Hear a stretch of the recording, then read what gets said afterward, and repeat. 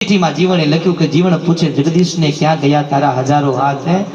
કે જીવન પૂછે જગદીશને ક્યાં ગયા તારા હજારો હાથ કા તારા ખજાને ખોટ પડી કે નિર્ધન બન્યો દીનાનાથ હે પ્રભુ તારી બનાવનારની દુનિયા એટલી દુખી આ દુનિયા ઉપર તને દયા નથી આવતી કે પ્રભુ તારા ખજાને ખોટ પડી ગઈ તેથી કરી તું નિર્ધન બન્યો છે।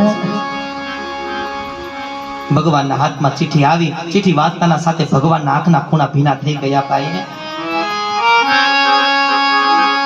એટલે ભગવાને ચિઠ્ઠી વાંચીને ચિઠ્ઠી વાંચવાના સાથે ભગવાનના આંખના ખૂણા ભીના થઈ ગયા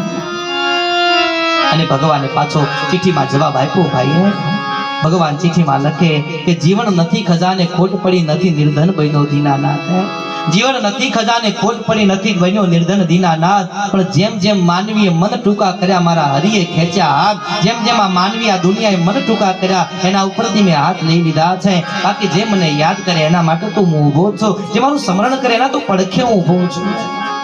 પણ જે ક્યારે યાદ ન કરે એના માટે હું નથી ભાઈ એટલે ટૂંકમાં આજના સમયમાં કોઈ ભગવાનને યાદ કરતું નથી પરમાત્માનું સ્મરણ કરવાનો કોઈના જોડે સમય નથી એ આપણે તો દુઃખ પડે તો ભગવાનના મંદિરે 5 વાર જઈશું ભગવાનના આગળ કગરીશું એ માટે એક ભજનમાં મહાપુરુષોએ કહ્યું છે